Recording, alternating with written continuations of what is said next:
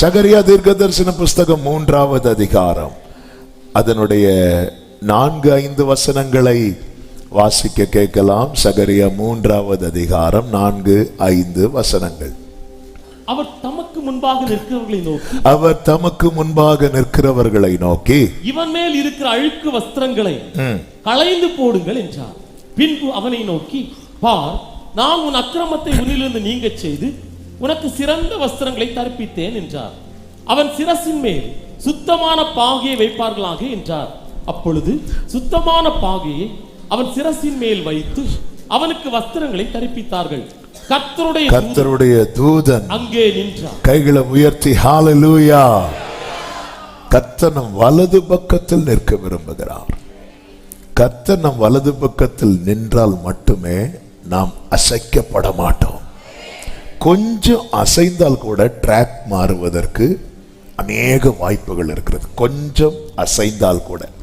எனவே தான் வேதம் சொல்லுகிறது, நீங்கள் வலது புறமாயாவது இடது புறமாயாவது சாயும் போது வழி இதுவே. கொஞ்சம் சாய்ந்தாலே போதும், ட்ராக் மாறிடுவோம்.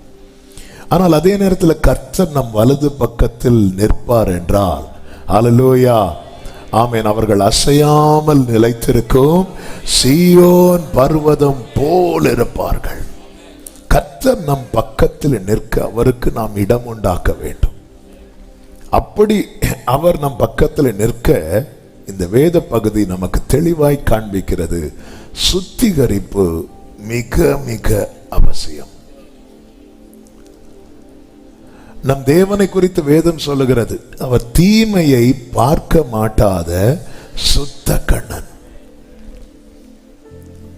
நம்முடைய வாழ்க்கை என் கூட கர்த்தர் இருக்கணும் அப்படின்னு ஒருத்தங்க விரும்புறாங்கனாலே அவங்க எதை விரும்பி ஆகணும் தெரியுமா? பரிசுத்தத்தை விரும்பி ஆகணும். என் கூட நான் மறுபடியும் இந்த வார்த்தையை சொல்லுகிறேன், என்னோடு கூட கர்த்தர் இருக்க வேண்டும் என்று யாராவது விரும்புறீங்கன்னா நீங்க கண்டிப்பா எதை விரும்பி ஆகணும் தெரியுமா? பரிசுத்தத்தை. ஹல்லேலூயா.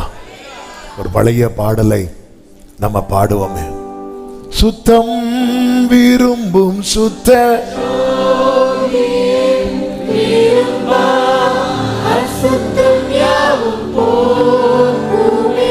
சுத்தம் விரும்பும் சுத்த ஜோதியே விரும்பா அசுத்தம் யாவும் போக்குமே. பாவி நீச பாவி நானையா தேவா இரக்கம் செய்ய மாட்டீரோ. க்ளோரி பாவி நீச பாவி நானையா ரமகலதன ரமஷதன ரமம செய்ய மாட்டீரோ. பாரும் தந்தையே, பாரும் தந்தையே, யாரும் காணா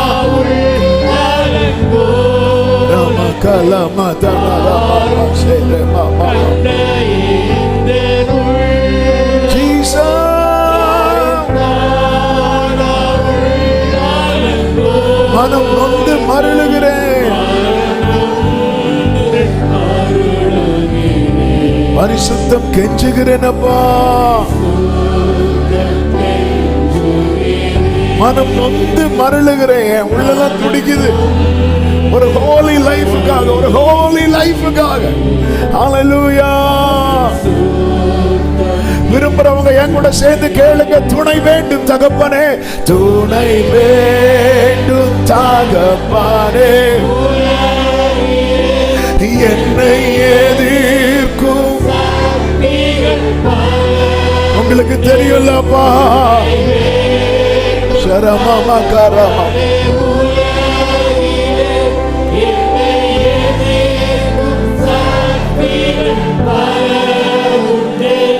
என் ஜீவன் இல்லை எங்கிலும். எஸ் எஸ் ஆமென்.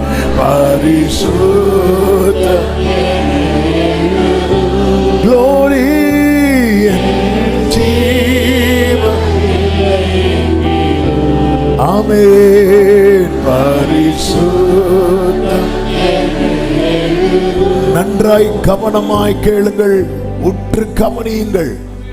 கர்த்தர் கூட இருக்கணும்னா பரிசுத்தம் அவசியம். எசேக்கியேல் 43வது அதிகாரத்துல 6 முதல் நீங்கள் பார்த்தீர்கள் என்றால் தெரியும். அவர் ஆலயத்திலிருந்து என்னோட பேசுகிறதை கேட்டேன். அந்த புருஷன் என் அண்டையில் நின்றிருந்தார் என்று சொல்லப்பட்டிருக்கிறது. அப்ப தேவ சமூகத்திலே நம்மை தேவன் கொண்டு வந்திருக்கிறார், நம்மோடு கூட பேசுகிறார். எப்படி பேச விரும்புகிறார் தெரியுமா? நம் பக்கத்திலே நின்று.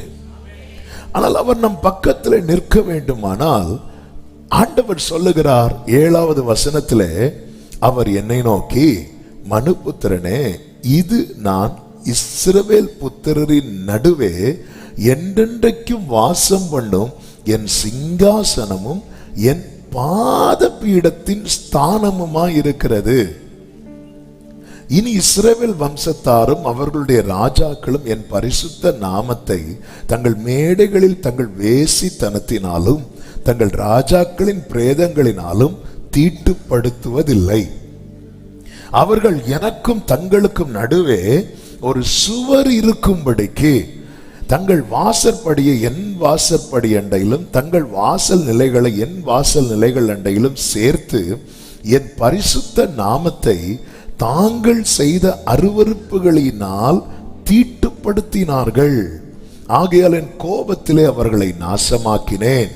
இப்பொழுதும் அவர்கள் தங்கள் வேசித்தனத்தையும் தங்கள் ராஜாக்களின் பிரேதங்களையும் என் சமூகத்தின் என்று அகற்றினால் நான் என்றென்றைக்கும் அவர்கள் நடுவே வாசமாயிருப்பேன் என்று கர்த்தர் சொல்லுகிறார். தேவன் அருவருக்கிற காரியங்கள் நம்மில் காணப்படும் மட்டும் கர்த்தரால் நம்மோடு கூட நிற்க முடியாது. வாக்குத்தத்தம் இருக்கலாம். போன வாரம் கேட்டோம், இஸ்ரவேல் ஜனங்கள் வாக்குத்தத்தம் இருந்ததுனால அவர்கள் ஏற துணிந்தார்கள் என்று சொல்லப்பட்டிருக்கிறது. ஆனா மோசே வான் பண்றார், கர்த்தர் கூட இல்ல, நீங்க இப்படிப்பட்ட காரியங்கள்லாம் செஞ்சதுனால கர்த்தர் கூட இருக்க மாட்டார். கர்த்தர் இல்லைன்னா என்ன, எங்களுக்கு தான் வாக்குத்தத்தம் இருக்கிறதே. இன்னைக்கு அநேகர் இப்படிதான், நமக்கு தான் ஆண்டவர் சொல்லிட்டார்ல, எப்படியும் செஞ்சிருவார், செய்வார். சொன்னவர் செய்வதற்காக நம் பக்கத்தில் இருக்க வேண்டும் அல்லவா? மார்க் 16வது அதிகாரத்தின் கடைசி வசனத்தில் என்ன சொல்லப்பட்டிருக்கிறது? 16வது அதிகாரம் கடைசி வசனம், அவர்கள் புறப்பட்டு போய் எங்கும் பிரசங்கம் பண்ணினார்கள். அடுத்த வார்த்தை எப்படி இருக்கிறது? கர்த்தர் அவர்களுடனே கூட கிரியை நடப்பித்து. எல்லாரும் கவனித்தீங்களா இந்த வார்த்தை? அவர்களுடனே கூட கிரியை நடப்பித்து அவர்களால் நடந்த அடையாளங்களினாலே வசனத்தை உறுதிப்படுத்தினார். ஆமென். நம்ம கூட, நம்மோடு கூட ஆண்டவர் என் கூட இருக்கணும். எத்தனை பேர் விரும்புறீங்க கேட்டா எல்லாரும் கை தூக்குவோம். வேண்டாம்,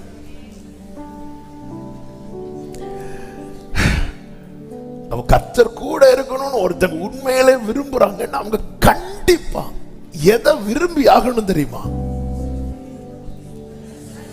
பரிசுத்தம்.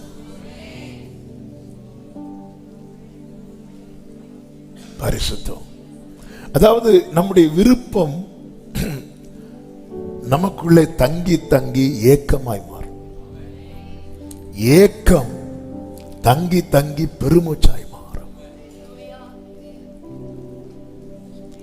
நம்முடைய விருப்பம், நம்முடைய ஏக்கம், நம்முடைய பெருமூச்சு பரிசுத்தத்துக்காக இருக்குமானால் வெகு சீக்கிரமாய் நம்முடைய லைஃப் பரிசுத்தமாய் மாறும். ஆனா நம்ம இதை விரும்ப மாட்டேங்கிறோம்.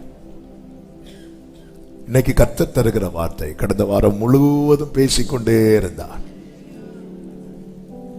நம்ம கூட இருக்கணும்னு நீ விரும்புறேன்னா கண்டிப்பா நீ எதுக்கு ஆசைப்படணும் தெரியுமா? பரிசுத்தத்துக்கு ஆசைப்படணும். உபாகமம் 23:14 இப்படி நல்ல தெரிந்த வசனம், உன் தேவனாகிய கர்த்தர் உன்னை ரட்சிக்கவும் உன் சத்துருக்களை உனக்கு ஒப்பு கொடுக்கவும் உன் பாளையத்துக்குள்ளே உலாவி கொண்டிருக்கிறார். அடுத்து என்ன சொல்லப்பட்டிருக்கிறது? அவர் உன்னிடத்தில் அசுசியான காரியத்தை கண்டு அசுசியான பாளையம் சொல்லும் போது காமனா இஸ்ரவேல் ஜனங்கள் மொத்தமா இருக்கிறாங்க. ஆனா பரிசுத்தத்தை குறித்து சொல்லும் போது ஒவ்வொரு பர்சனுக்காக சொல்லுகிறார். அவர் உங்களிடத்தில் என்று சொல்லியிருக்கலாம், காமனா சொல்லியிருக்கலாம், இல்ல உன்னிடத்தில் அசுசியான காரியத்தை கண்டு உன்னை விட்டு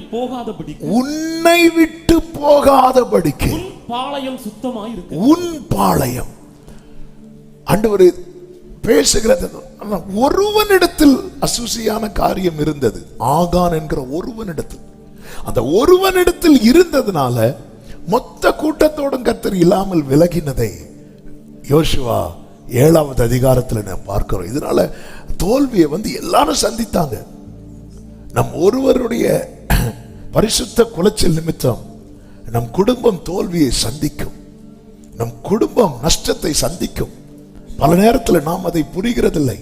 இஸ்ரவேல் ஜனங்கள் சத்துருக்களோடு கூட சம்பந்தம் கலந்து வேசித்தனம் பண்ண தொடங்கினதும் இஸ்ரவேலில் வாதை வந்தது. மோசே, ஆரோன் உட்பட ஜனங்கள் ஆலயத்திலிருந்து அழுது கொண்டிருந்தார்கள் என்று வேதம் சொல்லுகிறது. பிரியமான கர்த்தருடைய அசுசியான காரியம், அதாவது அப்புறப்படுத்த வேண்டிய காரியம் அப்புறப்படுத்தாமல் நாம் பாதுகாத்து கொண்டிருப்போம் என்றால் கர்த்தர் சொல்லுகிறார், அவர் உன்னை விட்டு போய்விடுவார். அவர் தீமையை பார்க்க மாட்டாத சுத்த கண்ணன் என்று வேதம் சொல்லுகிறது. தானியேலின் புஸ்தகம் 3வது அதிகாரத்தில் நேபுகாத்நேச்சார் உயரமான ஒரு சிலையை உண்டு பண்ணி வைக்கிறான். உயரமான சிலையை உண்டு பண்ணி வைத்து எல்லாரும் இந்த மேள வாத்தியங்கள் சத்தம் கேட்கும் போது அதை பணிந்து கொள்ள வேண்டும் என்று அவன் கட்டளையிடுகிறான். ராஜாவின் கட்டளை கீழ்ப்படிந்துதான் ஆக வேண்டும், இல்லை என்றால் அவர்கள் அக்கினி சூளையிலே போடப்படுவார்கள். இதுதான் நியமம். எல்லாரும் பணிகிறார்கள். விரும்பி பணிகிறவர்கள் உண்டு, வேற வழி இல்லாமல் பணிகிறவர்கள் உண்டு. அது நடுவிலே 3 பேர் நிற்கிறார்கள். எல்லாரும் முதுகும் வளைந்திருக்கிறது. இவர்கள் 3 பேர் நிமிர்ந்து நிற்கிறார்கள். ஹல்லேலூயா. அவருடைய நாமத்தை குறித்து மேன்மை பாராட்டுகிறவர்கள் நிற்க முடியாத இடத்துல கூட நிமிர்ந்துதான் நிற்பார்கள். இப்பொழுது ராஜாவுக்கு கோபம் வருகிறது. கோபம் வந்து அக்கினி 7 மடங்கு அதிகமாக்குகிறான். 7 மடங்கு அதிகமாக்கி அவர்களை அக்கினியிலே போட்டார்கள் என்று வேதம் சொல்லுகிறது. அதனுடைய 23வது வசனத்திலே ஷாத்ராக், மேஷாக், ஆபேத்நேகோ என்னும் அந்த 3 புருஷரும் கட்டுண்டவர்களாய் எரிகிற அக்கினி சூளையின் நடுவிலே விழுந்தார்கள். அக்கினி என்றாலே சோதனை. நான் ஆவிக்குரிய கண்ணோட்டத்தோடு பேசுகிறேன், இந்த சரித்திரத்துக்குள் போகவில்லை. அக்கினி வாழ்க்கையில, இந்த உலகத்துல தேவ பிள்ளைக்கு சோதனை வருதுனாலே அது புரிந்து கொள்ளுங்கள். அக்கினி சில சிச்சுவேஷன்ல நம்ம போய் தான் ஆக வேண்டி இருக்கும், சில சிச்சுவேஷனை நம்ம கடந்து தான் ஆக வேண்டி இருக்கும். இப்படி மட்டும் இல்லைன்னா சில சொல்லுவாங்க, நாங்க சின்ன வயசுல இருந்து சினிமா பார்த்ததே கிடையாது, சினிமா பார்த்ததே கிடையாது. அப்படியா பிரதர், வெரி குட். அது எப்படி இருந்தீங்க? ஏன்னா எங்க வீட்டுல டிவியே கிடையாது. அப்படிப்பட்ட சிச்சுவேஷன், அதாவது விழுவதற்கான,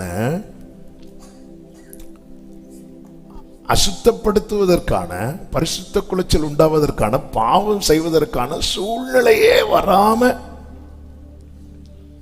பாவம் செய்யாமல் இருக்கிறவர்கள் உண்டு. ஆனா இங்க பாருங்கள், கட்டுண்டவர்களா, இவங்களால எஸ்கேப் ஆக முடியல. கட்டப்பட்ட அக்கினியில தூக்கி போடுறாங்க, விழுந்துதான் ஆகணும். ஆனா எப்பொழுது இவர்கள் அக்கினியில் தூக்கி போட்டார்களோ, அக்கினியில தூக்கி போட்டதும் வேதம் சொல்லுகிறது அக்கினி சூளையின் நடுவிலே விழுந்தார்கள் என்று 23 சொல்லப்பட்டிருக்கிறது. விழுந்ததும் நேபுகாத்நேச்சார் 24வது வசனம் தீவிரமா எழும்புறான். ஹல்லேலூயா. ஏன் எழும்புறா அப்படின்னா, இவன் சொல்றான், நாம் இவர்களை கட்டுண்டவர்களாய் அல்லவா அக்கினியிலே போட்டு வைத்தோம். கட்டுண்டவர்களாய் அல்லவா. ஆமென். ஹல்லேலூயா. எல்லாரும் ஆம் ராஜாவே, இவனை வசமா நம்ம சிக்க வச்சவன், இவனை மாட்ட வச்சிட்டோமே, கட்டுண்டவனாய் அல்லவா. ஆம் என்று சொன்னதும் அடுத்த வசனத்தில் இதோ 4 பேர் விடுதலையாய் அக்கினியின் நடுவிலே உலாவுகிறதை. ஆமென். என்னதின் அர்த்தம்? அக்கினி சோதனையிலும் ஒரு தேவ பிள்ளை, எனக்கு வேற வழி, எனக்கு ஒரு ஆப்ஷனே இல்லை, இந்த பாதையில கடந்துதான் ஆக வேண்டும் என்கிற நிலை வந்தால் கூட ஒரு தேவ பிள்ளைக்கு அது நடுவில் விடுதலையாய் நிற்க முடியும். அப்படிப்பட்ட அந்த விடுதலையின் வாழ்க்கை இந்த தீயில தள்ள நினைச்சவன உட்கார விடாது. அவன் தூக்கத்தை கெடுக்கும், அவன் நிம்மதியை கெடுக்கும். விடுதலையாய் சொல்லிட்டு அடுத்து என்ன சொல்றாரு தெரியுமா? 4ஆம் ஆளின் சாயல். நம்ம 3 பேரை தானே போட்டோம், 4வது அது தேவபுத்திரனுக்கு ஒப்பாயிருக்கிறது. உடனே கூப்பிடுகிறார். நேபுகாத்நேச்சர் எரிகிற அக்கினி சூளையின் வாசல் அண்டைக்கு வந்து, உன்னதமான தேவனுடைய தாசனாகிய சாத்ராக் மேஷாக் ஆபேத்நேகோ என்பவர்களே, நீங்கள் வெளியே வாருங்கள் என்றார். அப்பொழுது அவர்கள் அக்கினியின் நடுவில் இருந்து வெளியே வந்தார்கள். ஆமென்.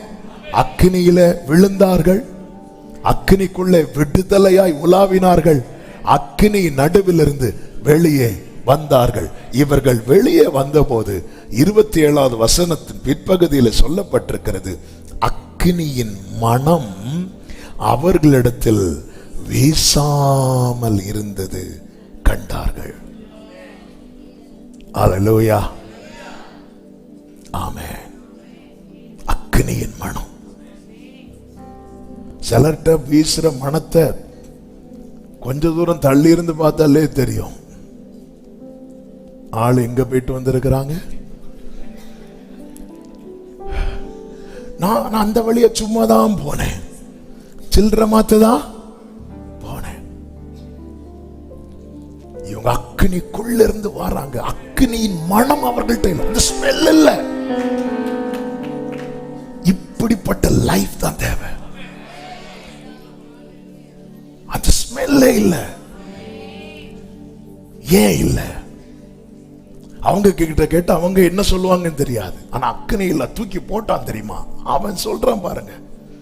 28வது வசனத்தை வாசியுங்கள். அப்பொழுது நேபுகாத்நேச்சார் வந்து, சாத்ராக் மேஷாக் ஆபேத்நேகோ என்பவர்களுடைய தேவனுக்கு ஸ்தோத்திரம், அவர்கள் தங்களுடைய தேவனை தவிர வேறொரு தேவனையும் சேவித்து பணியாமல் அவரையே நம்பி அடுத்த வார்த்தை, ராஜாவின் கட்டளையை தள்ளி தங்கள் சரீரங்களை ஒப்புக் கொடுத்தார்கள்.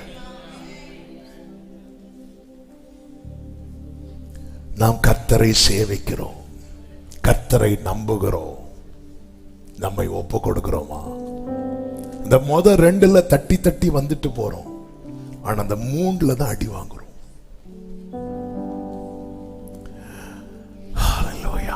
கர்த்தரை சேவிக்கிறதுல நம்மள அடிச்சுக்க ஆளே கிடையாது. நம்ம ஆண்டவரை தவிர நம்புறதுல என்ன வேணா கொன்று போட்டாலும் நான் நம்புவேன். ஆனா இவங்க இந்த 2ல விடல, தங்கள் சரீரங்களை ஒப்பு கொடுத்தார்கள். அப்படி ஒப்பு கொடுத்தவனுடைய சுண்டு விரலுக்கு கூட உத்தரவாதம் எடுக்கிறவர், அவன் மேல் அக்கினி வாசனை வீசாதபடிக்கு அவன் வலது பக்கத்திலே. இன்னைக்கு நான் விழணும்னு போகல பிரதர், ஆனா அப்படி இப்படி இருந்துட்டு விழுந்துட்டேன். ஏன் விழுந்துட்டோம்? ஒப்பு கொடுக்க மாட்டேங்கிறோம். ரோமர் 6வது அதிகாரம் 13வது வசனத்திலே சொல்லப்பட்டிருக்கிறது, உங்கள் அவயவங்களை நீதிக்குரிய ஆயுதங்களாக தேவனுக்கு ஒப்பு கொடுங்கள். முன்னே எப்படி ஒப்பு கொடுத்தோம்? நீங்கள் உங்கள் அவயவங்களை அநீதியின் ஆயுதங்களாக முந்தி பாவத்துக்கு ஒப்பு கொடுத்தோம். நம்ம ஒப்பு கொடுத்ததுனால அக்கினி பாருங்க, அந்த அக்கினி பக்கத்துல போனவனை அந்த அக்கினி என்ன செய்தது தெரியுமா? பட்சித்து எரித்து போட்டது. பக்கத்துல போனாலே போதும். இதோ பேதை நெடுக போய் தண்டிக்கப்படுகிறான். ஒருவள் வீட்டு வழியா ஒருத்தன் போனானா, அந்த வீட்டு பக்கத்துல கொஞ்சம் போனதும் அவன் என்ன பண்ணிட்டா, இறங்கி ஓடி வந்து முத்தமிட்டா. சும்மா தான் இப்படி ஷார்ட்ஸ் பார்த்துட்டே இருந்தேன், உடனே வந்து முத்தமிட்டா. முடிஞ்சு வா, உனக்காக தான் இந்த ஷார்ட்ஸ் போட்டேன் பாரு. இதனுடைய முழு வீடியோவை பார்க்க உள்ளே கிளிக் செய்யவும். வீட்டுக்குள்ள என்ட்ராயாச்சு. அக்கினிக்குள்ள கட்டி தூக்கி போட வந்தாங்கல்ல, அவங்க பக்கத்துல வந்தது விழுந்துட்டாங்க. ஆனா இந்த 3 பேரை உள்ள போட்டதுக்கு அப்புறமும் ராகா வீட்டுக்குள்ள 2 வேவு பார்க்கும்படி 2 பேர் போனாங்க. போயிட்டு வேசித்தனம் பண்ணிட்டு வெளியே வரல, ரட்சிப்புக்குள்ள நடத்திட்டு வெளியே வராங்க.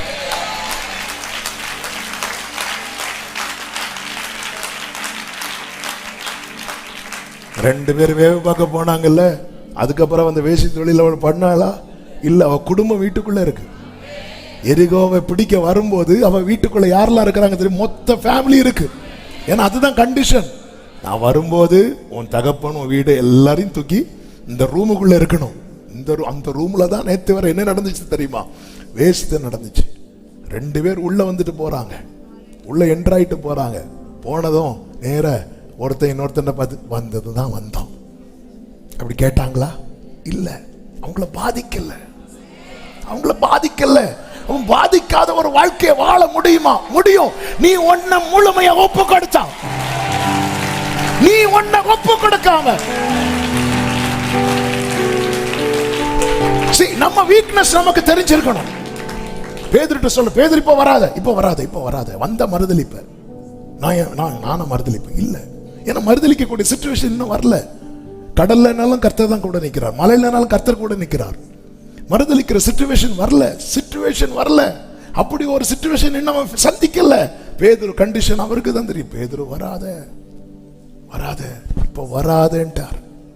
நமக்கு தெரிஞ்சிருக்கணும் நம்ம நிலைமை எதுல விழுறோம். அந்த அவயவத்தை இன்னும் ஒப்பு கொடுக்கல. நம்ம ஒப்பு கொடுக்கல. பேதுருவை போல அனுதினம் ஆண்டவரின் கால்களை மாத்திரமல்ல, என முழுவதும் அல்லேலூயா தோடும் என் கண்களையே உம்மை நான் பார்க்க வேண்டுமே. இயேசுவே உம்மையே நான் காண வேண்டுமே. தோடும் என் காதுகளை உம் குரல் கேட்க வேண்டுமே. இயேசுவே உம் குரலை கேட்க வேண்டும். ஹல்லேலூயா. ஒவ்வொரு பார்ட்டையும் சொல்லி சொல்லி ஒப்பு கொடுங்க. அக்னி மனம் கூட வீசாது. ஆனா இருந்துட்டு வந்தது எங்க? அக்னிக்குள்ள இருந்து. ஆனா அக்னிக்கு வெளி அந்த சைடுல போனவன் எல்லாம் அக்னி விழுங்கிட்டு.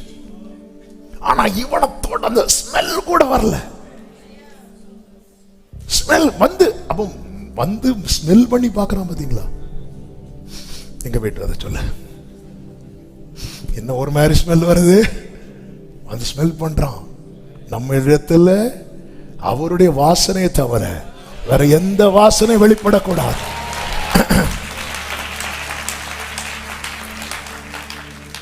ஹல்லேலூயா, ஹல்லேலூயா, ஹல்லேலூயா. ரோமர் 6வது அதிகாரம் 19வது வசனத்தை வாசியுங்கள். உங்கள் மாம்ச பலவீனத்தின் நிமித்தம் மனுஷர் பேசுகிற பிரகாரமாய் பேசுகிறேன். அக்கிரமத்தை நடப்பிக்கும்படி முன்னே நீங்கள் உங்கள் அவயவங்களை அசுத்தத்திற்கும் அக்கிரமத்திற்கும் அடிமைகளாக ஒப்பு கொடுத்தது போல இப்பொழுது பரிசுத்தமானதை நடப்பிக்கும்படி உங்கள் அவயவங்களை. பரிசுத்தமானதை நடப்பிக்க என்ன செய்யணுமா? நம்முடைய அவயவங்களை நீதிக்கு அடிமைகளாக ஒப்பு கொடுங்கள். அடிமையா ஒப்பு கொடுக்கணும்.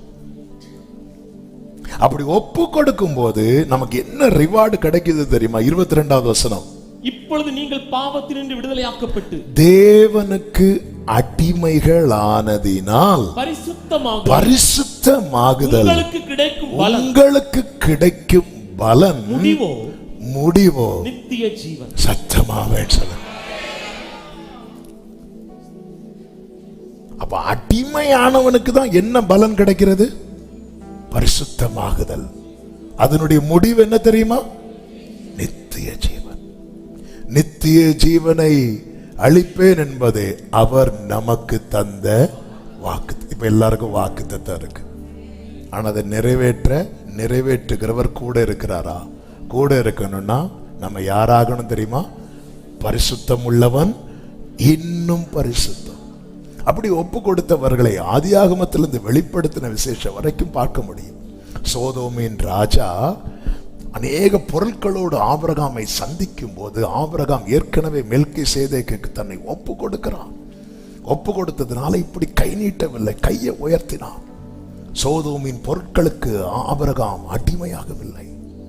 போர்த்திவாரின் மனைவி வேசித்தனம் பண்ணும்படிக்கு யோசேப்போடு தினமும் பேசுகிறான். ஆனால் யோசேப்பு ஒப்பு கொடுக்கிறான். ஒப்பு கொடுத்ததுனால அந்த வேசித்தனத்துக்கு யோசேப்பு அடிமையாகவில்லை. பேதுருவினிடத்திலே சீமோன் என்கிற அந்த மந்திரவாதி பணத்தை கொண்டு வரான். பணத்தை கொண்டு வந்து உங்க கிஃப்டை எனக்கு கொடுங்கிறான். பேதுரு ஒப்பு கொடுத்ததுனால பணத்துக்கு அடிமையாகவில்லை. பவுலை கொண்டாட ஆரம்பிக்கிறாங்க. புகழின் உச்சி பவுல் செல்லுகிற இடத்திலே உண்டாகிறது.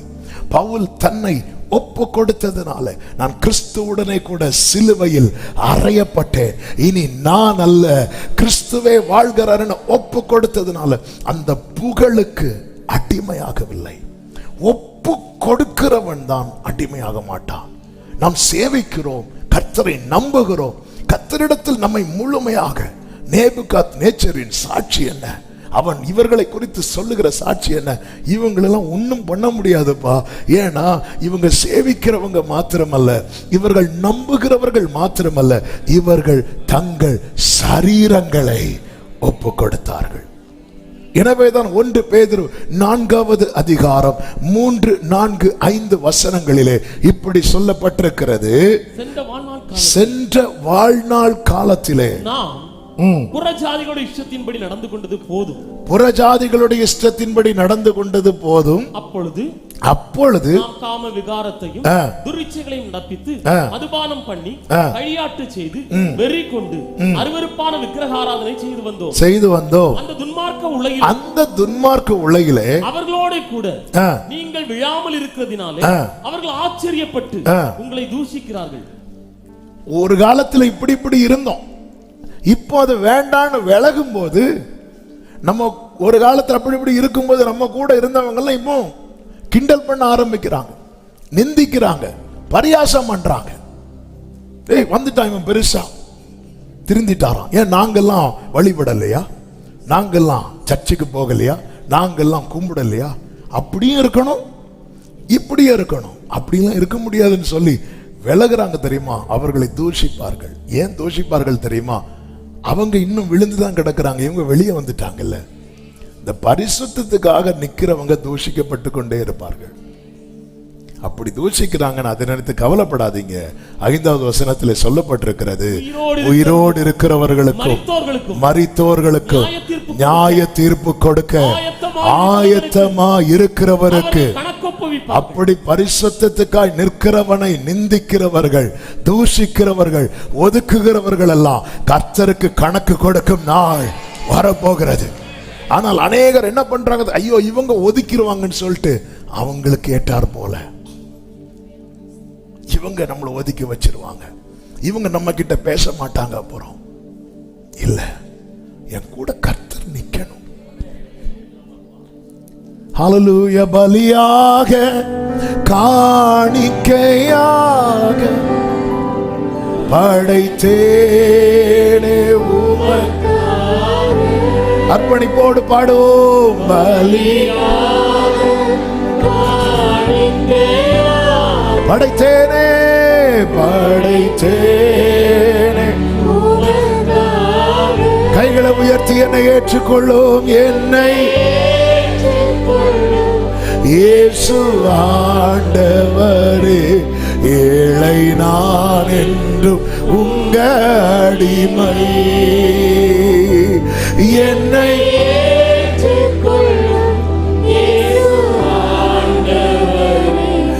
ஏழை நான் என்றும் அவர் பாதம் வீழ்ந்து பணிந்து, அவர் பாதம் ஆனந்த கண்ணீர் வடிப்பே, எந்த நோட்டம் எந்த நோட்டம் glory,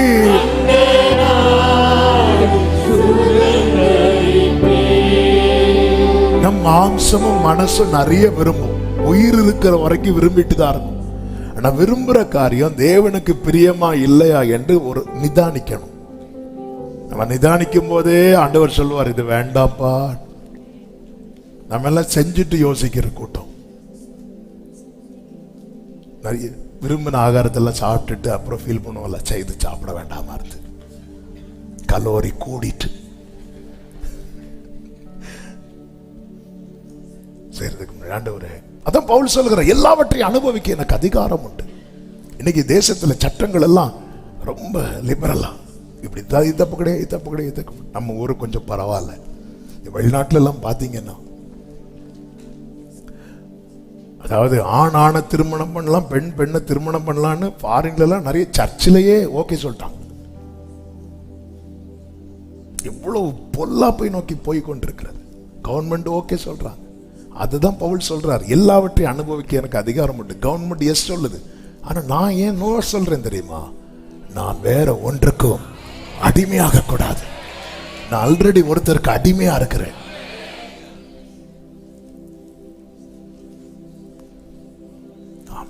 அதனால உலகம் என்ன சொல்ல, வாழ தெரியாதவன், பிழைக்க தெரியாதவன். இப்படி எல்லாம் யாராவது உங்களை ஆண்டவருக்காக வேண்டான்னு ஒதுங்குற காரியத்தை குறித்து உங்ககிட்ட யாராவது தூஷிக்கிறாங்கன்னா கணக்கு கொடுக்கணும். ஒப்பு கொடுக்கணும். அதாவது பரிசுத்தத்தை விரும்பணும். பரிசுத்தம் இல்லாமல் ஒருவனும் தேவனை தரிசிப்பது இல்லை. அவருடைய நாமம் பரிசுத்தர். அவர் சிநேகிக்கிறது பரிசுத்தத்தை. மல்கிய 2 சொல்லப்பட்டிருக்கிறது, கர்த்தர் சிநேகிக்கிற, அவர் விரும்புறது பரிசுத்தம். ஆராதனையில் அவர் அங்கீகரிக்கிற அலங்காரம் பரிசுத்தம். அவர் இருக்கிற ஸ்தலம் பரிசுத்த ஸ்தலம். அவருடைய ஜனம் பரிசுத்த ஜனம். அவருடைய புத்தகம் பரிசுத்த வேதாகமம். அவர் நமக்கு தந்தருளின் ஆவியானவர் பரிசுத்த ஆவியானவர். பரிசுத்தம்.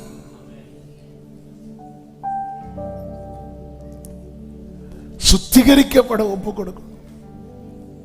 ஆண்டவரே, ஏன் நீ பரிசுத்தத்தை விரும்புற? ஏன்னா நான் அவர் என்னோடு இருக்க விரும்புறேன். எசேக்கியாவை குறித்து சொல்லப்பட்டிருக்கிறது. எசேக்கியா ராஜாவான போது அவன் மனதிலே ஒரு காரியத்தை நிர்ணயித்துக் கொள்ளுகிறான். 2 நாளாகமம் 29வது அதிகாரம் அதனுடைய 10வது வசனத்தை வாசியுங்கள். இப்போதும் இஸ்ரவேலின் தேவனாகிய கர்த்தருடைய உக்கிர கோபம் நம்மை விட்டு திரும்பும்படிக்கு அவரோட உடன்படிக்கை பண்ண என் மனதிலே நிர்ணயித்துக் கொண்டேன். அவன் மனதிலே நிர்ணயித்துக் கொள்ளுகிறான். அவன் ராஜாவாக, அவனுடைய 25வது வயதில் ராஜாவாக அமருகிறான். ராஜாவாக அமர்ந்ததும் அவன் மனதில் என்ன நிர்ணயித்துக் கொள்ளுகிறான் தெரியுமா? ஆண்டவரோடு எப்படி இருக்கணும் தெரியுமா? ஒப்புரவாகிட்டே இருக்கணும். ஆண்டவரோடு ஒப்புரவாகிட்டே இருக்கணும். அதாவது டெய்லி இது நம்முடைய நிர்ணயமா இருக்கணும். நான் ஆண்டவரோடு சமாதானமா இருக்கிறேனா?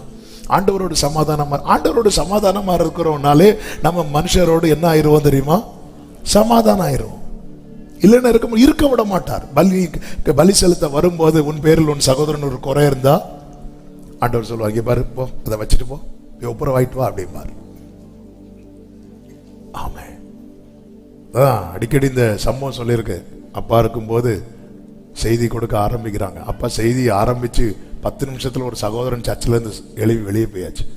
அவர் போறதை பார்த்து நானும் போறேன். இவர் எதுங்க போறாரு? நேர கிட்ட போய் என்னண்ணே என்னாச்சு? இல்ல இன்னொரு 10 நிமிஷம் இருந்தேன்னா அவரைய மனசை மாத்திடுவார். பயங்கரமான பிரச்சனை அந்த நபருக்கும் இன்னொரு ஆளுக்கும். இன்னைக்கு மத்தியானம் போய் ஒன்று இல்லைன்னு பண்ணணும்ன்றது ஒரு முடிவோட தான் வந்தேன். ஆனா செய்தி பார்த்தா யாரோ போட்டு கொடுத்துட்டாங்களா டவுட்டா வேற இருக்கு. நான் இன்னொரு 10 நிமிஷம் இருந்தேன்னா நான் அந்த நபரை மன்னிச்சிருவேன். அதனால பெஸ்ட் நான் இந்த செய்தியை கேட்காம கீழே இறங்கி போகுது. இப்போ கீழே இறங்கி போன இடம் கிடைக்கும். அதனால செய்தி கேட்டவரோட மாறிடுவோமோ அப்படி சொல்லிட்டு ஆண்டவரே ஆமென். அவன் மனதில் நிர்ணயம், நான் ஆண்டவரோட உடன்படிக்கப்படும் ஒப்புரவா இருக்கணும். இதற்காக அவன் செய்த முதல் காரியம் என்ன தெரியுமா? 3வது வசனத்தில் சொல்லப்பட்டிருக்கிறது, அவன் ஆலயத்தின் கதவுகளை திறந்து பழுது பார்த்தானாம். நாம தான் அவருடைய ஆலயம், நம்முடைய ஆலயமாகிய நம்முடைய வாழ்வின் கதவை திறந்து பார்க்கணும். நம்முடைய வாழ்க்கையை திறந்து பார்க்கணும். நாம பார்க்கணும் எதுல டேமேஜ் இருக்கு, நான் எதுல விழுந்தேன், ஏன் விழுந்தேன், எப்படி விழுந்தேன், பழுது பார்க்கணும். நாம் நம்முடைய வாழ்வின் புத்தகத்தை திறப்பதற்கு பதில் அநேகருடைய வாழ்க்கையின் புத்தகத்தை திறந்து திறந்து திறந்து பார்க்கிறோம். இன்னார தெரியுமா, இவங்களை பத்தி தெரியுமா?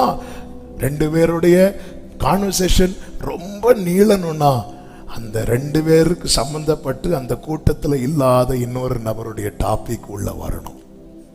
அப்படின்னா சுவாரஸ்யமா, அதிலும் விசேஷத்தவர்கள் பெண்கள் ஃபர்ஸ்ட் டைம் தான் மீட் பண்ணியிருப்பாங்க. 3/4 மணிக்கு பேசுவாங்க. நான் வர கேட்பேன், ஆமா நீங்க எப்படி? நாங்கள் பேசுவோம், பிரைஸ் லார்ட் பிரைஸ் லார்ட், எப்படி இருக்கீங்க? நல்லா இருக்கு. நீங்க நல்லா இருக்கீங்க? வேற என்ன விசேஷம்? ஒன்றும் இல்லை, அவ்வளோதான். எங்க கான்வர்சேஷன்ல இந்த டெலிகிராம் மாதிரி இதெல்லாம் டெலிகிராம் எவ்வளவுக்கு ஆனா எப்படி இருக்கீங்க? இருக்கேன் அப்படி தொடங்குவாங்க பாருங்க. அதுக்கு ஒரு எழும்பவே மாட்டாங்க. டைம் ஆச்சு, இல்ல இன்னும் கொஞ்சம். நம்ம இன்னொருத்தங்க புத்தகத்தை திறப்பதற்கு அல்லது அதுக்கு நமக்கு ஆயுள் பத்தாது. நம்ம புத்தகத்தை திறந்து கரெக்ட் பண்றதுக்கு இந்த லைஃப் கரெக்டா இருக்கு. ஹல்லேலூயா. 3 மணிக்கு ஒரு எக்ஸாம், நம்ம எழுதுறதுக்கு 4 மணிக்கு ஒரு வேணும். இது நம்மளும் எழுதி அடுத்தவனுக்கு பேப்பர்ல எழுதி அங்கே எழுதி இங்கே எழுதி அதுக்கெல்லாம் டைம் பத்தாது. அவன் 25 வயதுல ஆலயத்தின் கதவை திறந்து பழுது பார்க்கிறான். ஓபன் பண்ணி பார்க்கணும், எங்க என் வாழ்க்கையில நான் கோட்டை விட்டேன். அவரோடு ஒப்புரவா இருக்கணும். மற்ற எந்த எல்லா உறவுகளும் நிரந்தரம் கிடையாது என்பது ஒரு கசப்பான உண்மை. ஆமென். சிலர் எப்பவுமே நம்ம கூட இருக்கணும்னு விரும்பும், சிலர் இனி பார்க்கவே கூடாதுன்னு நினைப்போம். எல்லாம் மாறி நடக்கும். இவங்க அவங்கவுங்க ஸ்டாப்ல அவங்கவுங்க இறங்கி போயிடுவாங்க. சிலர் ஏறுவாங்க இறங்குவாங்க. நம்ம லைஃப்ல எல்லாம் இல்ல நிறைய பேரை மிஸ் பண்ணி இருக்கிறோம். லைஃப்ல நிறைய பேரை மிஸ் பண்ணுவோம், நமக்கு தெரியாது. ஆனால் உலகத்தின் முடிவு பரியந்தம் சகல நாட்களிலும் நான் உங்களுடனே இருக்கிறேன் என்று பிராமிஸ் பண்ண மரணத்தை ஜெயித்தவருக்கு மட்டும்தான் முடியும்.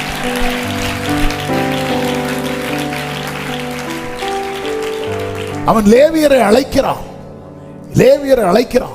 தேவன் நம்மை ராஜாக்களாக ஆசாரியர்களாய் மாற்றி இருக்கிறார். அழைத்து அநேக காரியங்களை சொல்லும் போது ஒரு காரியத்தை சொல்லுகிறான். 2 நாளாகமம் 29:6வது வசனத்தை வாசியுங்கள். நம்முடைய பிதாக்கள் துரோகம் பண்ணி நம்முடைய தேவனாகிய கர்த்தரின் பார்வைக்கு பொல்லாப்பானதை செய்து அவரை விட்டு விலகி தங்கள் முகங்களை கர்த்தருடைய வாசஸ்தலத்தை விட்டு திருப்பி அதற்கு முதுகை காட்டினார்கள். நல்ல கவனமா கேளுங்க.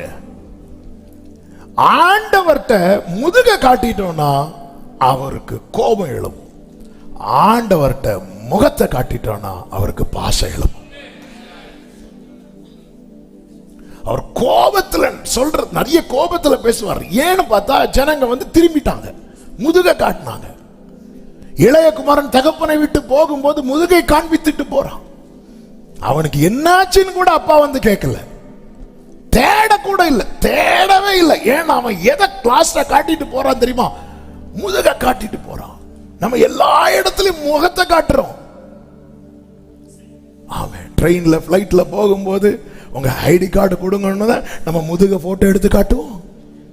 பிளைட்ல இருந்து கீழே தள்ளி விட்டுருவோம். எல்லா இடத்துலயும் முகத்தை காட்டுறோம். அதுவும் ஆதார் கார்டு முகம் சகிக்காது, இருந்தாலும் காட்டுவோம். எல்லா இடத்துலயும் முகத்தை காட்டுவோம். ஆனா ஆண்டவர்ட்ட மட்டும் நம்ம முதுக காட்டிட்டோம், அவருக்கு கோபம் சர்னு ஏறிடும். முகத்தை காட்டிட்டோம், கோபம் அடங்கி பாசம் எழும்பும். நீ முதுக காட்டி கோபத்தை சம்பாதிக்காது, முகத்தை காட்டி இரக்கத்தை சம்பாதி.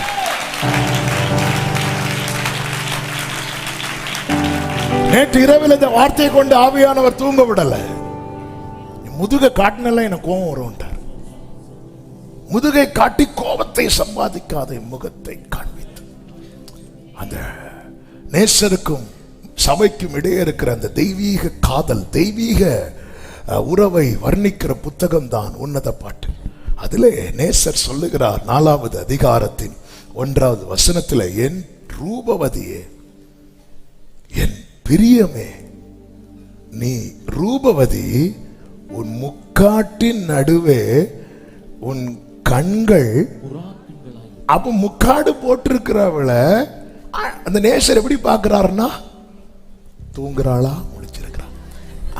அவர் ரசிக்கிறத பாருங்க. முக்காட்டின் நடுவே கண்ணு இவ்வளவு அழகா இருக்கு பாரு. 3வது வசனத்துல, உன் முக்காட்டின் நடுவே உன் கண்ணங்கள் வெடிச்ச மாதளம் பழம் போல் இருக்கிறது. அவர் முகத்தை பார்க்க விரும்புறார். முக்காடு போட்டுட்டு அப்படியே வெட்கத்தோட நிற்கிறாள். ஆமென். நேசருக்கு முன்னாக வரும்போது அந்த முக்காடு கொஞ்சம் கொஞ்சமா விலகுது. இதுதான் சபையினுடைய குவாலிட்டி. சபை தன்னை நேசருக்கு மட்டுமே காண்பித்து கொடுப்பாள். சாலமோன்லாம் வந்து ட்ரை பண்ணி பார்த்தார். அவளே சொல்ற, நான் கருப்பா இருக்கிறேன் அப்படின்னு. ஆனாலும் ஒத்துக்க மாட்டாங்க. நாங்க கருப்பா இருந்தாலும் அப்படியே இருங்க. ஆனா சாலமோன்லாம் வரும்போது மொத்தமா முடியாச்சு. சாலமோன் ட்ரை பண்ணி பார்க்கிறாரு. ராஜா அறைக்குள்ள கூட கூட்டிட்டு போறார். போகும்போது அவ சொல்றா, என்னை இழுத்துருங்கப்பா, என்னை விட்டுறாதீங்கப்பா. நேசர் வரும்போது அந்த முக்காடு அப்படி கொஞ்சம் கொஞ்சமா அப்படி பார்க்கிறான். கண்ணு எவ்வளவு அழகா இருக்கு பாரு, கண்ணங்கள் எவ்வளவு அழகா இருக்கு பாரு. அடுத்து சொல்லுகிற 2வது அதிகாரம் 13-14, அத்திமரம் காய் காய்த்தது, திராட்சை கொடிகள் பூ பூத்தது, வாசனையும் பரிமளிக்கிறது. என் பிரியமே, என் ரூபவதியே, நீ எழுந்து வா. கண்மலையின் வெடிப்புகளிலும் சிகரங்களின் மறைவிடங்களிலும் தங்குகிற என் புறாவே, உன் முகரூபத்தை எனக்கு காண்பி. உன் முகத்தை நான் பார்க்கட்டும், உன் சத்தத்தை நான் கேட்கட்டும். டெய்லி தேட வைக்கிறோமே, தேவனை தேடுகிற உணர்வு உள்ளவன் டெய்லி வந்து, அப்பா நான் வந்துட்டேன்பா அப்படி சொல்லி ஒரு அட்டெண்டன்ஸ் போடுறதே அவருக்கு அவ்வளவு ஹாப்பியா இருக்கு.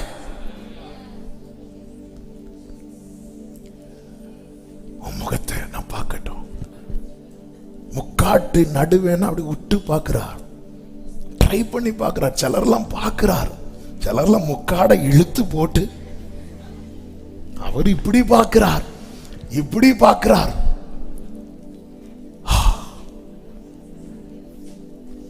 வேற என்னங்க பார்க்கிறார்? உறவுகள் வந்து நம்ம கையில எவ்வளவு இருக்குன்னு பார்க்கும், நம்ம பையில எவ்வளவு இருக்குன்னு பார்க்கும். அவர் வந்து என் முகத்தை எனக்கு உன் முகத்தை பார்த்தா போதும். அவ ஏன் முக்காடு போட்டா தெரியுமா? ஒருவேளை நேசருக்கு என்ன பிடிக்காம போயிட்டுனா, ஏன்னா நான் எப்படி இருக்கிறேன், வெயில் பட்டு கருப்பா இருக்கிறேன், நேசருக்கு என்ன பிடிக்காம போயிட்டான்னு சொல்லி அவ அப்படியே வெட்கத்தோட அந்த முக்காட போட்டிருக்கும் போது அவர் சொல்லுகிறா, என் பிரியமே, நீ பூரண ரூபவதி, உன்னில் பழுது ஒன்றும். ஹல்லேலூயா, ஹல்லேலூயா, ஹல்லேலூயா. என் பிரியமே உங்க வாழ்க்கை அவர் பார்க்கட்டும். வரவும் போறவங்கெல்லாம் முக்காட விலைக்கு காட்டிட்டு அவருக்கு மட்டும் நான் நேசருடையவன் அவர்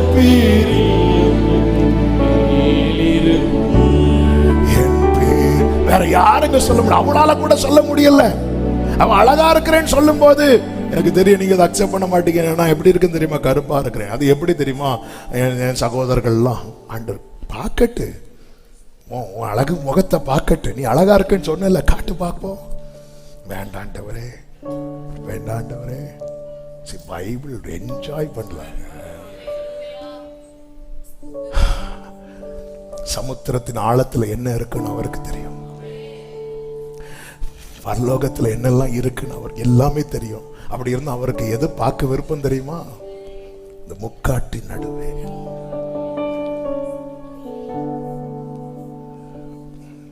உங்க ஃபேஸ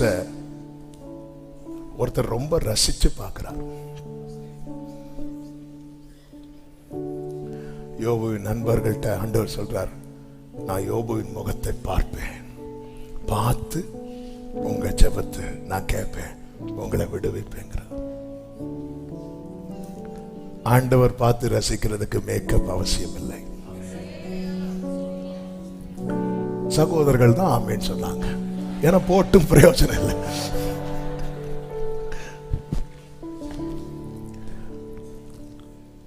ஆமே, ஐயோ முக்காடு போட்டு இப்படி என்ன பாப்பாரா, இப்படி என்ன அந்த முக்காட்டின் நடுவே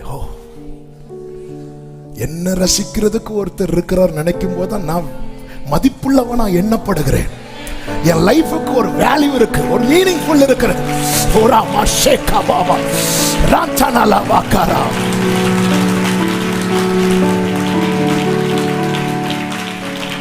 ஹல்லேலூயா, ஆமென். அவர் வாயின் முத்தங்களால் என்னை முத்தம், வாயின் முத்தங்களால் முத்தமிடுபவரே, திராட்சை ரசத்திலும் இன்பமான தேசம்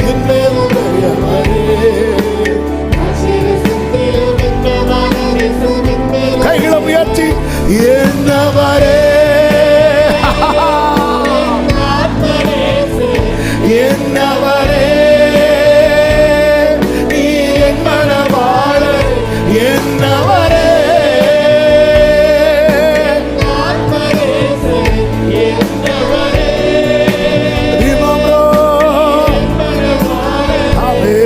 என்னை பிரியமே என் ரூபவதியே என்று அழைப்பவரே, என்னவரே என்னவரே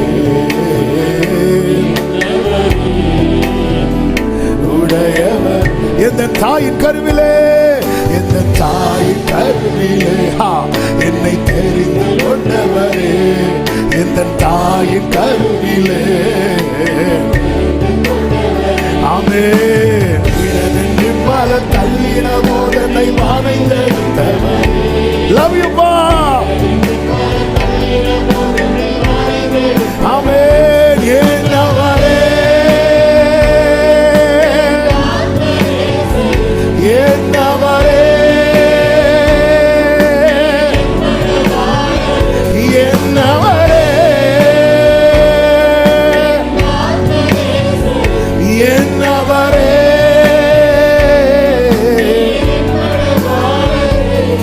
என் பிரியமே ரூபவதியே என்று அழைப்பவரே, என்னவரே என்னவரே.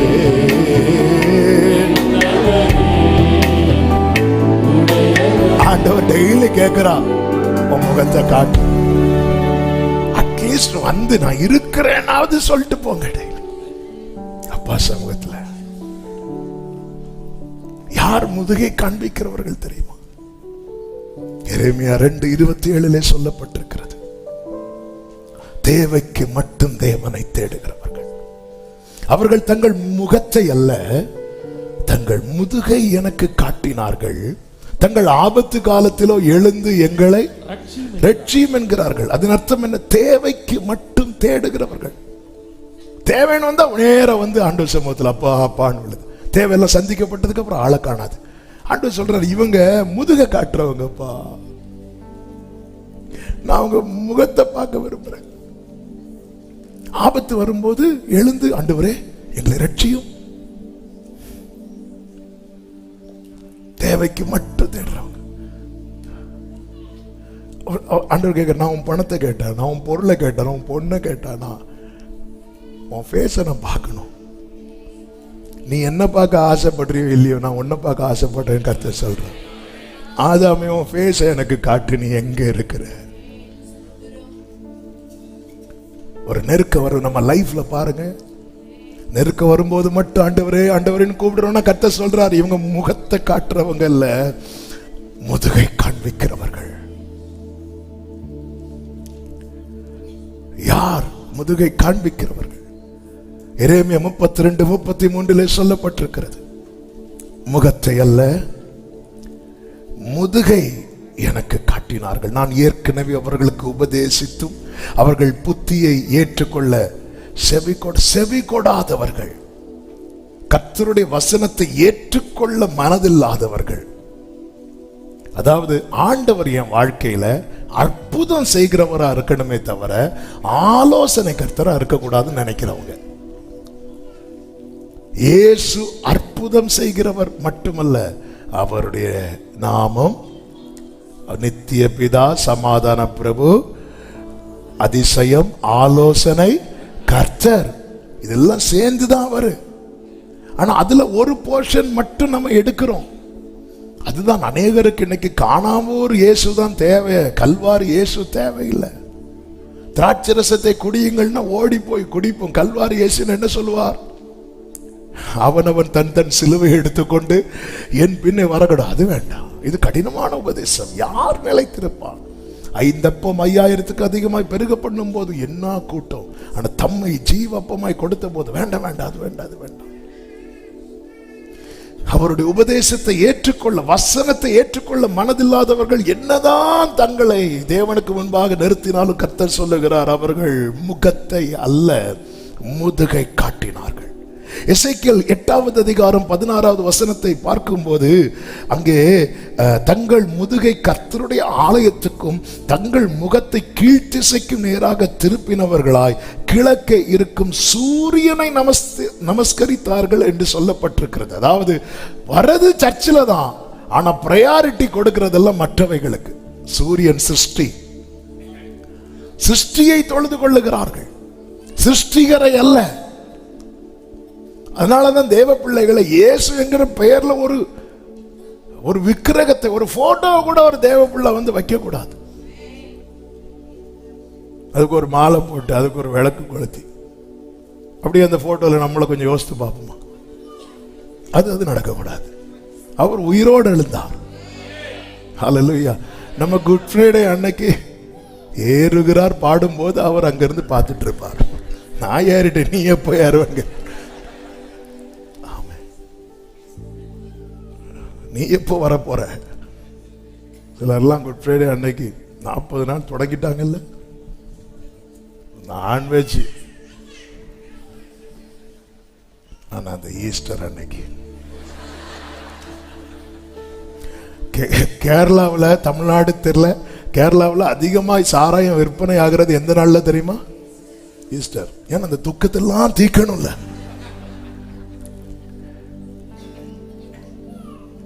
சிருஷ்டிகரை நம்ம ஆண்டவரை பணிந்து கொள்ளாம வேற எது நாங்கள் சூரியனை வணங்குறோமா அப்படின்னு கேட்டா இல்ல. யாரும் ஆனாலும் சிலர் சூரியனை பார்க்கும்போது அது சிலர் பழகிட்டாங்க. 4 பேர் செய்யறதை பார்த்து எதுக்கு செய்யறோன்னே தெரியாது. ஆண்டவர் சமூகத்திலிருந்து உடன்படிக்கை செய்துட்டு போகும்போதும் சில இடத்தை பார்க்கும்போது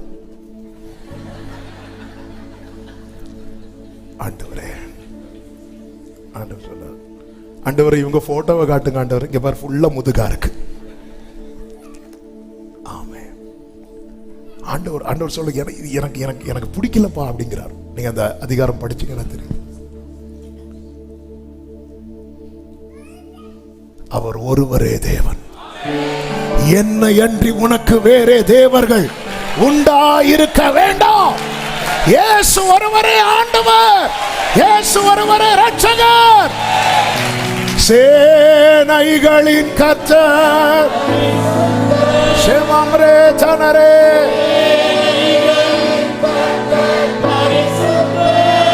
ஆமென். சேனைகளின் glory பரிசுத்த.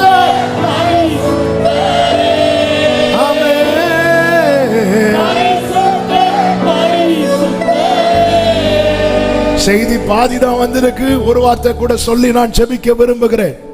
நாபால் செய்த ஒரு செயல் தாவீதுக்கு ரொம்ப கோபத்தை உண்டாக்கிட்டு வந்து சொல்றாங்க, நாபால் இப்படி இப்படிலாம் பண்ண, நம்ம எவ்வளவு ஹெல்ப்ஃபுல்லா இருந்தோம் உங்களுக்கு, ஆனா நம்ம ஒரு காரியத்துக்காக போகும்போது ரொம்ப நம்மளை கஷ்டப்படுத்திட்டான்னு சொல்லி தாவீது ஆட்கள் வந்து தாவீது இடத்துல சொன்னது. தாவீது ஆமா, சிலர் வந்து சொல்ற சொல்லே நமக்கு பிபி ஏறும். அப்படி கிருபை பெற்றவங்கெல்லாம் வந்து நமக்கு ஓட்டி விடுவாங்க. வந்து எப்படி இருக்கு, எல்லாம் நல்லாதான், அதனால இவங்க இருக்கிறாங்க தெரியுமா அப்படிமாங்க. தாவீது அந்த வீட்டில் ஒரு நாயை கூட உயிரோட வைக்க கூடாதுன்னு சொல்லிட்டு நேர புறப்பட்டு போறாரு. இந்த செய்தி யாருக்கு தெரிய வந்துட்டுன்னா, அபிகாயிலுக்கு தெரிய வந்தது. நேர போய் ராஜா கிட்ட ஓடி போய் ராஜாவுக்கு முன்னாக விழுந்து அநேக காரியங்கள் பேசுவா. அப்படி பேசும்போது ராஜா அபிகாயிலை பார்த்து சொன்ன வார்த்தை உண்டு. இன்னைக்கு கர்த்தர் நம்மோடு பேசுகிற வார்த்தை அதுதான். அதை சொல்லி ஜெபிக்கிறேன். 1 சாமுவேல் 25வது அதிகாரம் 34-35 வசனங்கள். நீ தீவிரமாய் என்னை சந்திக்க வராமல் இருந்தாயானால், இதுதான் வேர்டு. நீ மட்டும் கொஞ்சம் டிலே பண்ணியிருந்தா, கொஞ்சம் லேட் பண்ணியிருந்தா, பிரியமான கர்த்தருடைய பிள்ளைகளே, இது அனுக்கிரக காலம், இது இரட்சணிய நாள். மிஸ் பண்ணிராதீங்க. நீ தீவிரமாய் என்னை சந்திக்க வராமல் இருந்தாயானால் பொழுது விடியும் மட்டும் நாபாலுக்கு ஒரு நாயும் உயிரோட வைக்கப்படுவதில்லை என்று உனக்கு பொல்லாப்பு செய்ய எனக்கு இடம் கொடாதிருக்கிற இஸ்ரவேலின் தேவனாகிய கர்த்தரின் ஜீவனை கொண்டு மெய்யாய் சொல்லுகிறேன் என்று சொல்லி அவள் தனக்கு கொண்டு வந்ததை தாவீது அவள் கையிலே வாங்கி கொண்டு, அடுத்த வார்த்தை, அவளை அப்படி பார்க்கிறான். பார்த்து நீ சமாதானத்தோட வீட்டுக்கு போ. இதோ நான் உன் சொல்லை கேட்டு உன் முகத்தை பார்த்து இப்படி செய்தேன் என்றான். நாபால் முதுக காட்டினான். தாவீது இனி இவன் இருக்க கூடாதுன்னு புறப்பட்டு வந்தான். அபிகாயில் முகத்தை காட்டுறான். தாவீது சொல்லி சமாதானம், நான் உன் முகத்தை பார்த்து இப்படி செய்றேன். உன் முகத்தை பார்த்து. ஹல்லேலூயா. நம்முடைய முகத்தை கர்த்தர் பார்க்கட்டும். நம்முடைய தலைமுறைகள் வாழட்டும். நம்முடைய முகத்தை பார்க்கணும். நம்ம முதுக காட்டி காட்டி தலைமுறைகளுக்கான ஆசீர்வாதத்தை கூட நம்ம ஆபத்து வரும்போது நோக்கி கூப்பிடு. ஆண்டவர் சொல்ல, அதை நான் இந்த லிஸ்ட்லயே வைக்கலன்ட்டார். அதனாலதான் யோசுவா பாருங்க, அவன் எப்படி இருக்கிற, அழுக்கு வஸ்திரம் தரித்தவன். அவனுக்கு தெரியும், என் முகத்தை பார்த்துட்டாருன்னா அப்ப என்ன அடிக்க மாட்டார். இளையகுமாரன் திரும்பி வந்ததும் தூரத்திலே அது யாருன்னு யாரு பார்க்கறா தெரியுமா? அப்பா பார்க்கிறார். முகத்தை பார்க்க இறங்கி ஓடுறார். முதுக காட்டினதும் அப்பா வீட்டிலே இருந்தார். அவன் போகும்போது வெளியே இறங்கவே இல்லை. ஆனா அவன் திரும்பி வந்ததும் முகத்தை பார்த்ததும் அப்பா ஓடி போய், ஹல்லேலூயா, ஆமே, ஆண்டவர் சொன்ன ஊமையே இப்படி இருக்கும்னா அவர் ஒரிஜினலுங்க. ஹல்லேலூயா. தீவிரமாய் தாமதிக்காதிருங்கள். பரிசுத்தத்தை நேசியுங்கள். பரிசுத்தமாகுதலுக்கு உங்களை முழுமையாக ஒப்புக் கொடுங்கள். கர்த்தர் உங்களை ஆசீர்வதிப்பாராக. எல்லாரும் அப்படி எழுந்து நிற்கலாமா? என்னவரே என்னவரே என்னவரே, எஸ், என்னவர் என்னவரே என்னவரே. இந்த பாடலை பாட போறோம். அதுக்கு முன்னாடி ஒரே ஒரு ஜெபம். வலது கரத்தை உயர்த்தி இடது கரத்தை இருதயத்தில் வச்சு, நான் உமக்கு முதுகை காண்பிக்கிறவனா இருக்கக்கூடாது.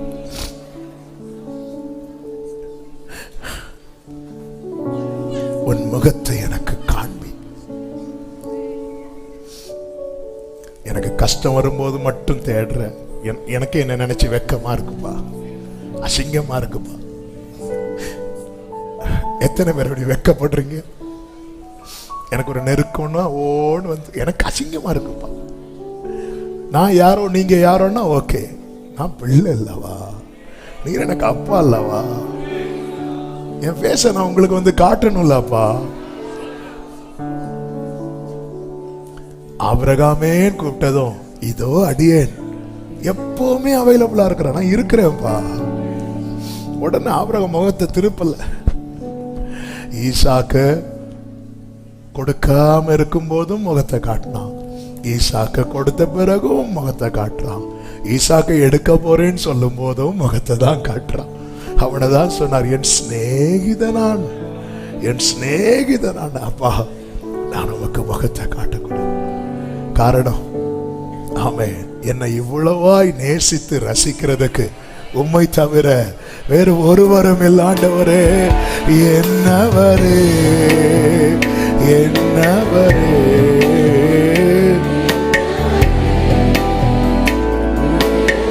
உம்மாயின் முத்தங்களா, உம்மாயின் முத்தங்களா. பிள்ளைங்கெல்லாம் பாடுங்க. ஆமென், ஆமென். தாட்சை ரசத்திலும் இன்பமான நேசம் என்மேல் உடையவரே.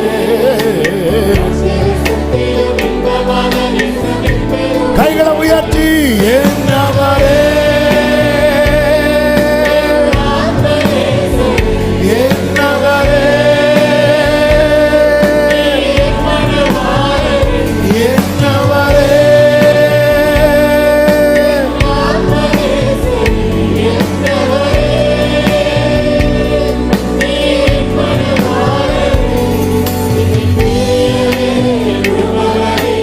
என்று அழைத்தவரே, என்னவரே, என்னவரே, எந்த தாயின் கருவிலே, எந்த தாயின் கருவிலே என்னை தெரிந்து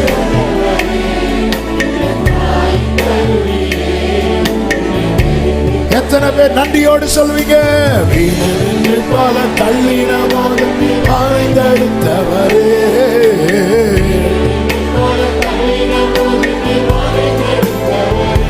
என்னவரே,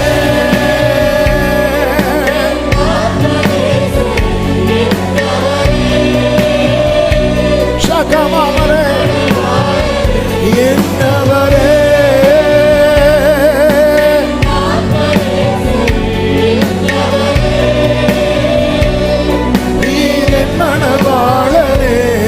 என்னை பிரியமே ரூபவதி. ஹல்லேலூயா. என்னவரே, என்னவரே, உங்க அன்பின் கயிற்றார், அன்பின் கயிற்றார் என்னை இழுத்தீர்,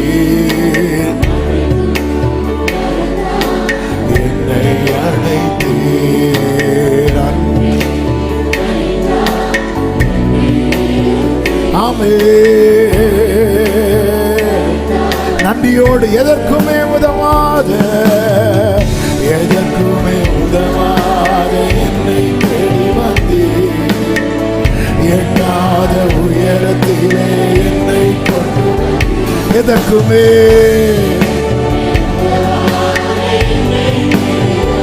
ஆமென், எட்டாத உயரத்திலே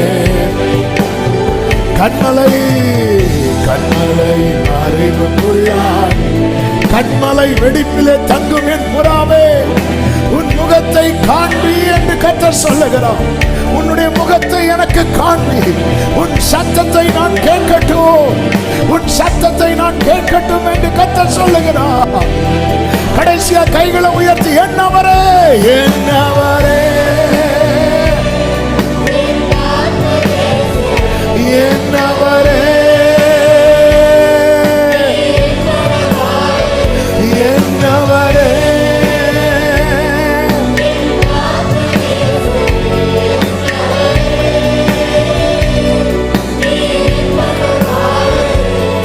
என்னை பிரியமே என்றுபவரே.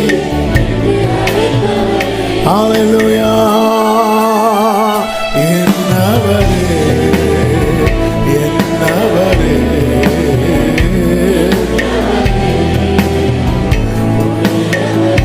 என்னவரே,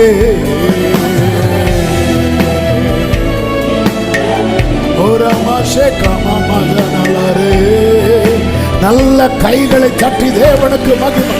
முழு பலத்தோடு, முழு பலத்தோடு. ஆமென், ஆமென். ஹல்லேலூயா, ஹல்லேலூயா. பரிசுத்த பிதாவே, நல்ல தகப்பனே, நன்றியோடு உம்மை துதிக்கிறோம், ஸ்தோத்திரிக்கிறோம். கிருபையாய் உங்க சமூகத்தில் எங்களை அழைத்து கொண்டு வந்து நீ பாட, துதிக்க, ஆராதிக்க, ஜெபிக்க நீர் பாராட்டின கிருபைகளுக்காய் நன்றி. எங்களோடு பேசினீர், திட்டமும் தெளிவுமாய் பேசினீர். ஆண்டவரே, எங்களை சுத்திகரியும்.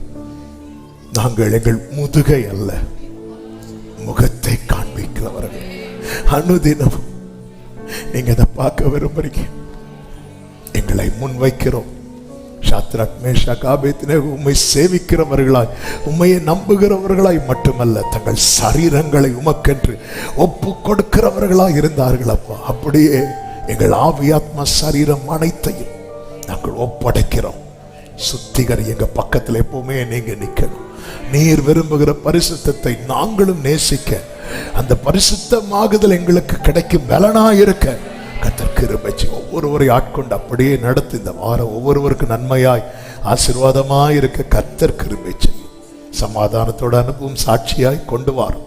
மகிமை, கனம், துதி, ஸ்தோத்திரங்கள் அனைத்தும் ஒருவருக்கே செலுத்துகிறோம். இரட்சகர் இயேசு கிறிஸ்துவின் நாமத்தில் பிதாவே, ஆமென். சேர்ந்து சொல்லுவோம். என் ஆத்துமாவே கர்த்தரை ஸ்தோத்திரி, முழு உளமே அவருடைய பரிசுத்த நாமத்தை ஸ்தோத்திரி. என் ஆத்துமாவே கர்த்தரை ஸ்தோத்திரி, கர்த்தர் செய்த சகல உபகாரங்களை மறவாதே. ஆமென். நம்முடைய கர்த்தராகிய இயேசு கிறிஸ்துவின் கிருபையும், பிதாவாகிய தேவனுடைய அன்பும், பரிசுத்த ஆவியானவருடைய ஐக்கியமும் சிநேகமும் பாதுகாவலும் நம் அனைவரோடும் எல்லா பரிசுத்தவான்களோடு கூட கர்த்தருடைய வருகை மட்டும் தங்கி இருப்பதாக. ஆமென். ஹல்லேலூயா. God bless you. கர்த்தர் உங்களை